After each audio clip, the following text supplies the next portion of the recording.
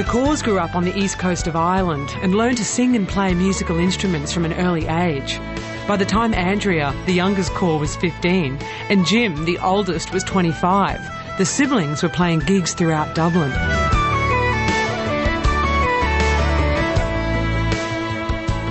And where did all this musical talent come from? It was in their genes, of course. Our mother was a singer and our father played the keyboards. They had this band together, and I suppose in a way we kind of took on the dream in a way. I mean, it's a very different thing than what they did, but they had a grown-up family that they of course couldn't have gone further with it. My family doesn't get through 4 days at Christmas without some kind of, hysteria on some level. I think over the years we learned it. I mean, we've certainly fought an awful lot, At the beginning, for the first few years, we got back from touring, and we'd been away for months and months and months, and it was Christmas time. So there it was, even Christmas Day, we are on again, And, Mammy and Daddy hadn't seen us in a while, and we were all excited to see us and hear all the news, but we'd come back knackered, and one Christmas Day, we just erupted, all of us fighting, and I just remember Mammy, stand going, what has happened here? Yeah. What has happened to them,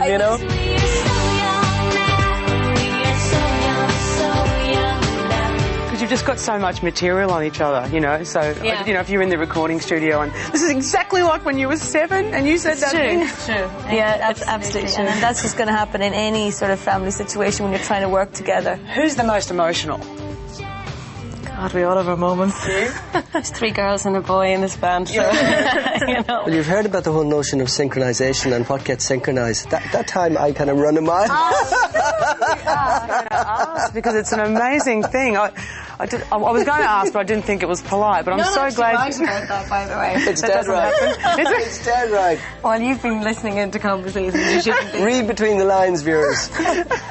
That's not right.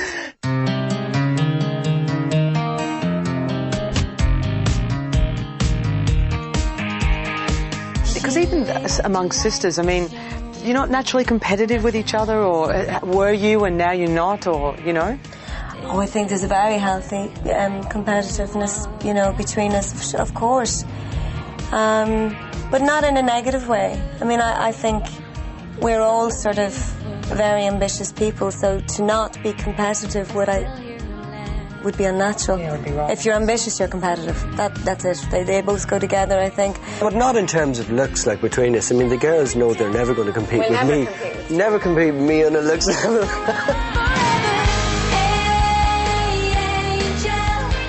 You and everybody out there knows what families are like. You are not all the same. You don't have all the same opinion, and you fight like cats and dogs. That is families. It's not any different over here. But we worked together, so we had to change that. The Corrs single Angel was a tribute to the band's late mother, who they lost unexpectedly in the late 1990s.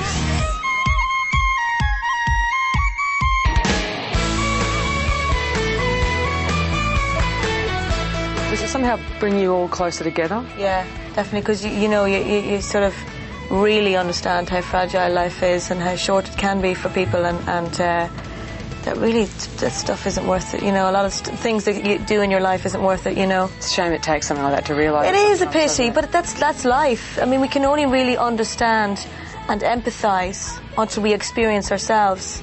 So, it happens to everybody. It's time to say goodbye. Block out the sun and pack up the sky. Do you think it opens up a whole different creative space in you when you experience a loss the biggest loss that you can imagine? Does it open up a whole another creative part in you? Yes, I think it makes you more raw. And you're just like, well, I'll write this down exactly how I feel it. And obviously, that had a profound effect on all of us. Life continues to grow and change for the Corrs, especially now that Caroline has added to the gene pool. What's it like having a little baby in the family now? Oh, it's great. I mean, it was such a change. I mean, sometimes I go, oh, wow, did I have a baby? Did that happen? Who are you? Exactly. Where did you come from? Yeah, it's quite strange because it happened between records, and it happened to be quite a good time because we weren't back on the road, at the time, so it worked out. But was he a good sleeper? No, No, not for a while. But I mean, I think that you just expect that and just get on with it. But you didn't go through that. Oh my God, I've ruined my life stage for the first 3 months or anything. I definitely was a shock to the system for both me and my husband. I think for everybody, it's a shock to the system. As any parent says, you know, your life's changed forever, but for the better. You know. And what's it like being an auntie? It hurts to hear him cry when I see the tears come out and they just go like that, like cartoon He's tears. not always crying, by the way. No, only when she beats him. Coming up. Now, Long Night is a very, very sad song. Yeah, I wrote that. Okay, yeah. so...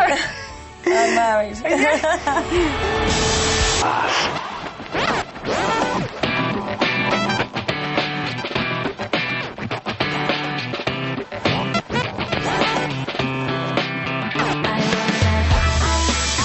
Are you still enjoying it as much? I mean, are you thinking ahead to the next album and the next album and the next album? No, actually, I think we're more sort of enjoying the here and now.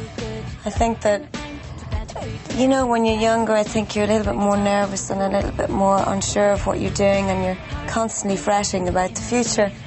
Now we've had a certain amount of success, and we're actually learning to really appreciate what we have. Hey, you're too true to be good, and I'm too bad to pretend. Transparent entrance fixed, I'm uncool. After a 4-year break, the Corrs released their 4th studio album, Borrowed Heaven, in early 2004. It debuted in the top 10 of the Australian music charts. I wanna take you for granted. Trip while you're talking, babe while you're downstairs, and turn on the phone. You were saying that that you've been a lot more honest lyrically on this album than in previous albums. I think we've, you know, we've always been honest. I just think it's probably braver, you know. I mean, I think that songwriting is quite vulnerable. You know, it's like almost they're your diaries. You know what I mean? And you're showing them to not just your family, but you know, everybody else. And I just think as time goes on and you grow up, you realise, you know, you're not creating any new sin or any new feeling. And I suppose you get braver to just write it exactly how you feel it and not care that the world will know it, you know, and see that you're, you know, not made of steel. And it's gonna be long nights, and it's gonna be cold without your eyes, and I'm gonna get stage fright, caught in the headlights. Now, Long Night is a very, very sad song. Yeah, I wrote that. Okay, yeah. so...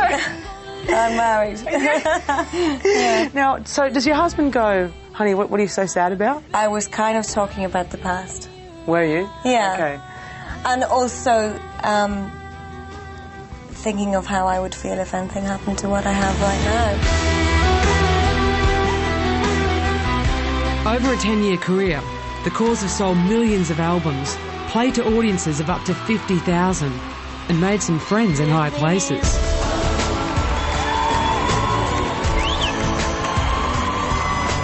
One of the band's most devoted fans happens to be Nelson Mandela.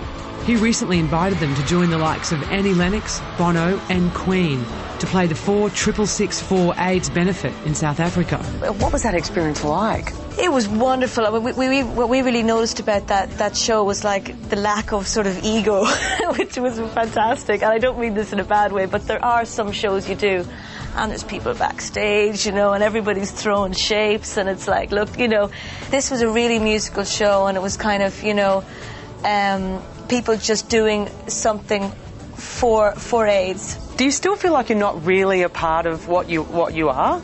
Not really anymore. I mean, that did go on for quite a while where you felt your album was a toy in the shop and the other ones were real, you know. I mean, that went on for a couple of albums. But you're over that now. Now, yeah. Well, when Bono starts calling you up to say, do you want to sing this song, do you go, actually, I think this is probably legitimate? Yeah, no, I think it just takes the time within it to see the reality in everybody else, just like yourself.